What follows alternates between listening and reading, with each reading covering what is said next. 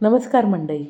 सध्या बाजारामध्ये हिरवागार ताजा टवटवीत मटारचा सीझन चालू झाला आहे आणि त्यातच हळदी कुंकाची लगबग देखील. अगदी घरातील मोजक्या साहित्यात आणि 15 दिवस फ्रीजरमध्ये हे मटारचे नगेट टिकत असल्यामुळे मुलांच्या टिफिनसाठी, संध्याकाळच्या चहासोबत किंवा लहान भुकेसाठी आणि महत्त्वाचं म्हणजे हळदी कुंकासाठी देखील हे मटारचे नगेट्स तुम्ही नक्कीच करू शकता. तर चला वेळ न घालवता 10 मिनिटात तयार होणारे लगेच हे मटारचे नगेट्स तयार करायला घेऊयात. सर्वात प्रथम मिक्सरच्या जारमध्ये निवडून स्वच्छ धुवून घेतलेला 1 वाटी ताजा मटार, 8 ते 10 लसूण पाकळ्या घालून पाणी न टाकता अशा प्रकारे मटारची भरड करून घ्यावी. अजिबात मटार बारीक वाटू नये. मटारची भरड करून घेतल्यानंतर दुसऱ्या पॅनमध्ये 1 पळी तेल घालून घेऊयात. तेल गरम झाल्यानंतर 1 मोठा चमचा तीळ, अर्धा चमचा जिरे, 1 चमचा चिली फ्लेक्स. आता चिली फ्लेक्स नसतील ना तर बारीक हिरवी मिरची चिरून घातली तरीही चालेल. 1 चमचा मिक्स हर्ब्स नसतील ना कोणतेही सिझलिंग मसाले किंवा चाट मसाला, आमचूर पावडर किंवा मॅगी मसाला घातला तरीही चालेल. सर्व जिन्नस व्यवस्थित तेलामध्ये परतून झाल्यानंतर आता त्यामध्ये आपण सुरुवातीला जी मटारची भरड करून घेतलेली होती ना ती घालून ती देखील तेलामध्ये 3 ते 4 मिनिटे मटारचा छान कच्चेपणा जाईपर्यंत परतून घेऊयात. नगेट्स किती करणार आहात ना त्यानुसार साहित्याचं प्रमाण तुम्ही कमी जास्त करू शकता. मटारसोबतच तुम्हाला ज्या भाज्या आवडतात ना त्या तुम्ही मिक्सरला थोड्याशा भरड करून घातल्या तरीही चालतील. अशा प्रकारे नगेट्स करून ते फ्रीजरमध्ये स्टोअर करून ठेवले ना तर घाई गडबडीच्या वेळेस लगेच फ्रीजरमधून काढून डीप फ्राय करू शकता. कच्चेपणा जाईपर्यंत मटारची भरड परतून घेतल्यानंतर ज्या वाटीने मटार घेतला ना त्याच वाटीने 2 वाटी पाणी घालून घेऊयात. तुम्ही ज्या वाटीने मटार घेतला ना त्याच वाटीने पाणी टाका. पाण्याचा अंदाज चुकला ना तर नगेटचे जे मिश्रण आहे ना ते पातळ होऊ शकते. त्यामुळे 1 वाटी मटारसाठी 2 वाटी पाणी घालावे.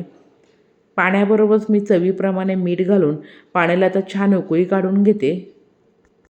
पोहे, ब्रेड क्रम्स किंवा बेसनचा जराही वापर न करता आपण हे आज मटार नगेट्स करणार आहोत.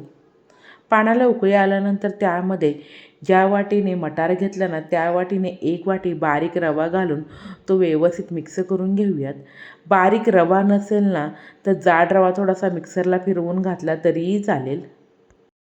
1 वाटी मटार, 2 वाटी पाणी आणि 1 वाटी बारीक रवा घेतलेला आहे. त्यासोबतच जे आपण इतर जिन्नस घेतले ना ते तुमच्या चवीनुसार तुम्ही कमी जास्त करू शकता.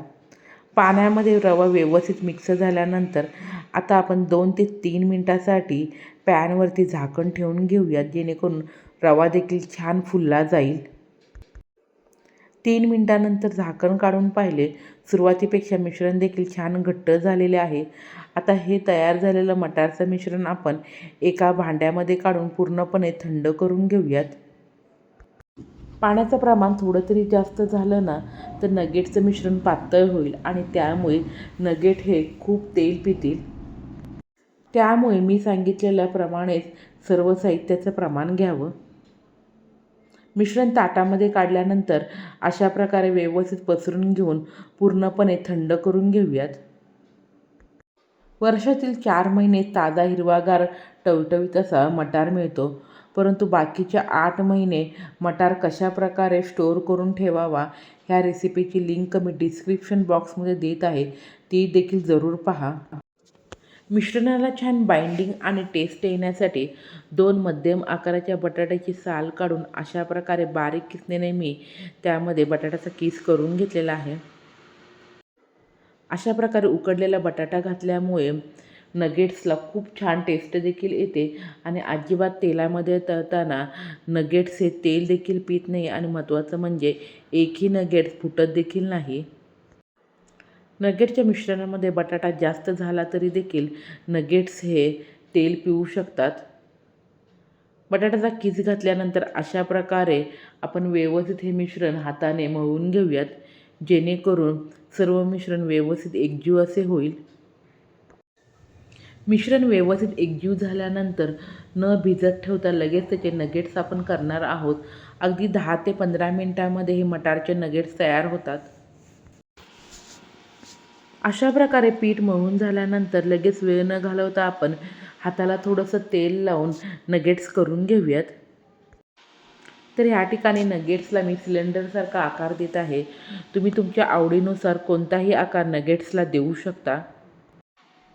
लंबकार परंतु खूप जास्त जाड न करता लांबसर असे नगेट्स करून घ्यावे. त्यामुळे छान नगेट्स वरून कुरकुरीत आणि आतून मऊसूद असे लागतील. तर अशा प्रकारे मी सर्व मिश्रणाचे ह्या ठिकाणी नगेट्स करून घेतलेले आहेत. हे तयार केलेले नगेट्स तुम्ही कोणत्याही एअर कंटेनर डब्यामध्ये भरून 15 दिवस फ्रीजरमध्ये स्टोअर करून ठेवू शकता. आता नगेट्स छान वरून कुरकुरीत होण्यासाठी त्यावरती थोडंसं मी कॉर्नफ्लॉवर भुरभुरून घेणार आहे.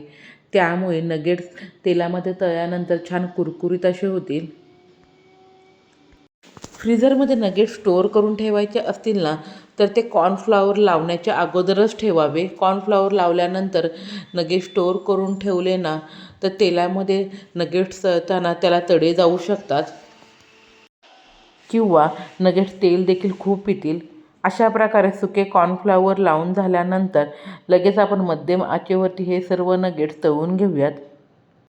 नगेट्स डीप फ्राय करायचे नसतील ना, तर पॅनमध्ये थोडंसं तेल घालून तुम्ही हे नगेट शॅलो फ्राय देखील करून घेऊ शकता. अजिबात नगेट्स तळताना एकमेकाला चिकटत देखील नाहीत. चला तर आता आलटून पलटून आपण छान नगेट्स हे मध्यम आचेवरती तळून घेऊयात. मोठ्या आचेवरती नगेट्स तळून घेतले ना, वरून कलर येईल मात्र आतून ते कच्चे राहतील. म्हणूनच मध्यम आचेवरती छान आलटून पलटून हलकासा सोनेरी रंग येईपर्यंत नगेट्स तळून घ्यावेत. खूप जास्त नगेट्सला डार्क रंग काढल्यानंतर नगेट्स पूर्णपणे थंड झाले ना, खूप काळपट असे दिसतील. म्हणूनच हलकासा सोनेरी रंग अशा प्रकारे आला ना, लगेच नगेट्स तेलामधून बाहेर काढावेत. अजिबात हे नगेट्स तेलकट देखील होत नाही, हे तुम्हाला पाहूनच कळालं असेल.